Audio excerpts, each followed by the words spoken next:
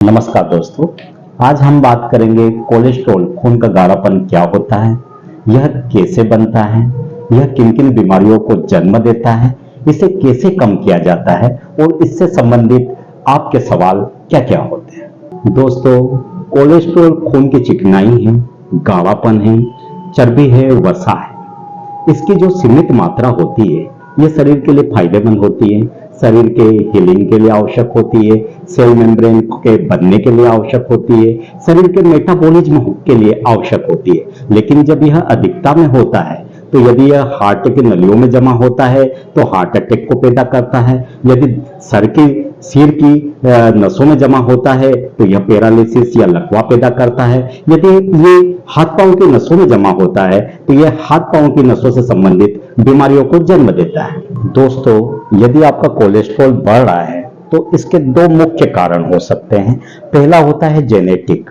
आपके लीवर में एसएमजी को रिडक्टेज नाम का एक एंजाइम होता है जिसके कारण से आपका कोलेस्ट्रॉल बढ़ सकता है। दूसरा जो कारण होता है वह आपके लाइफ स्टाइल से जुड़ा है। यदि आपको तनाव है, किसी भी प्रकार का तनाव हो, उससे आपका कोलेस्ट्रॉल बढ़ सकता है। यदि आपका जो लाइफ है बिल्कुल आराम की है, आप कुछ भी काम नहीं करते हैं, बिल्कुल आराम की लाइफ जी रहे हैं, आप योगा नहीं करते हैं, आप कोई व्यायाम नहीं करते हैं, आप रनिंग नहीं करते हैं, तो आपका कोलेस्ट्रॉल बढ़ने के चांस ज्यादा होते हैं। तीसरा होता है जो सबसे महत्वपूर्ण है, वो होता है डाइट।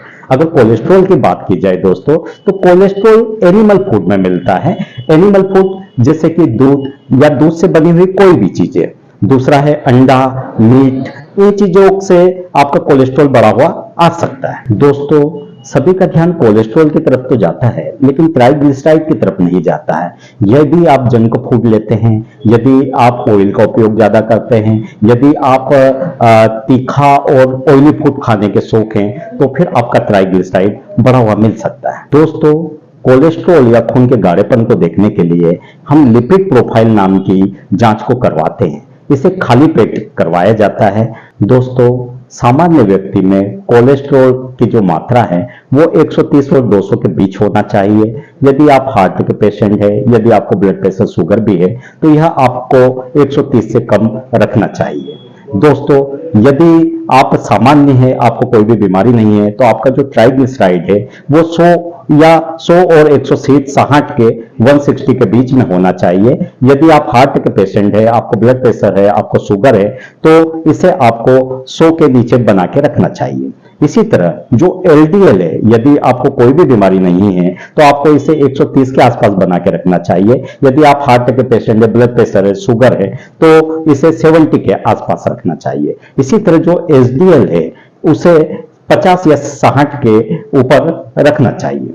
दोस्तों, हम डॉक्टर्स का जो पूरा ध्यान होता है वह एलडीएल के ऊपर होता है। एलडीएल यानी बैड कोलेस्ट्रॉल, क्योंकि इसके लिए दवाइयां बनी है। जबकि जो गुड कोलेस्ट्रॉल होता है, जिसे एचडीएल कहा जाता है, उसके लिए कोई भी स्पेशल दवाइयां नहीं होती है। दोस्तों, जो पेशेंट हम लोगों के पास आते हैं वो पूछते हैं कि सर, दवाइयों के अतिरिक्त हम क्या करें कि हमारा कोलेस्ट्रॉल कम हो।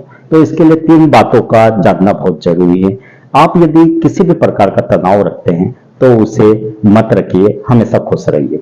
दूसरा होता है अपनी लाइफ में योगा, व्यायाम को आप तहरीज दीजिए, उसे आप करिए, इससे भी कोलेस्ट्रॉल को कम होने में मदद मिलेगी।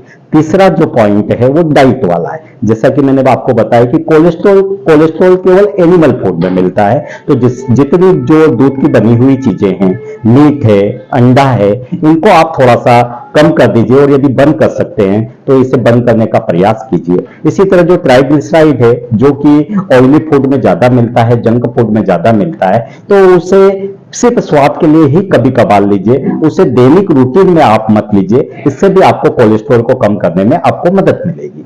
दोस्तों, कुछ मरीज हमसे पूछते हैं कि सर, हमें तो कोई भी तनाव नहीं है, हम योगा भी करते हैं, हम व्यायाम भी करते हैं, हमारी जो डाइट की बात की जाए तो बिल्कुल हम सादा खाना खाते हैं, लेकिन उसके बाद में भी हमारा कोलेस्ट्रॉल बढ़ा हुआ आ रहा है, तो इसका कारण क्या हो सकता है? तो दोस्तों, इसका कारण जेनेटिक हो सकता है, और जेनेटिक जब आपका कारण होता है तो फिर आपको लंबे टाइम तक का जीवन पर्यंत आपको इसकी दवाइयां लेनी पड़ती है। दोस्तों, कुछ लोग हमसे पूछते हैं कि सर, हम तो नॉन वेजिटेरियन हैं और हम इसे छोड़ तो नहीं सकते हैं, तो हमें क्या करना चाहिए? तो देखिए, आप तनाव मत रखिए, योगा और व्यायाम करिए। और जो तीसरा जो बात है कि आप नॉनवेज खाते हैं और उसे आप छोड़ना नहीं चाहते, तो इसे आप कम कर दीजिए। यदि आपको अंडा लेना है तो अंडे का केवल बॉयल एग लें, उसका सफेद भाग लें, येलो पोर्शन उसे हटा दीजिए। यदि आप मीट पसंद करते हैं तो आप रेड मीट का सेवन कम करिए, आप व्हाइट मीट लीजिए। और फिश आप ले सकते हैं, लेकिन इसकी मात्रा भी आपको कम रखनी चाहिए। आपका जो ऑयली फूड वगैरह है उसे कम कर दीजिए। यदि आपको दूध लेना है तो दूध में से क्रीम को आप निकाल दीजिए, और दूध से बनी हुई जितनी भी चीजें हैं उसमें से क्रीम निकालकर यदि आप कोई चीज बनाते हैं तो उसका उपयोग करिए, लेकिन इनकी मात्रा कम होनी चाहिए। दोस्तों, तनाव को दूर भगाइए, खुश रहिए, योगा और व्यायाम करिए, अच्छा सा डाइट लीजिए। यही कोलेस्ट्रॉल को दूर करने के मंत्र हैं। बहुत बहुत धन्यवाद।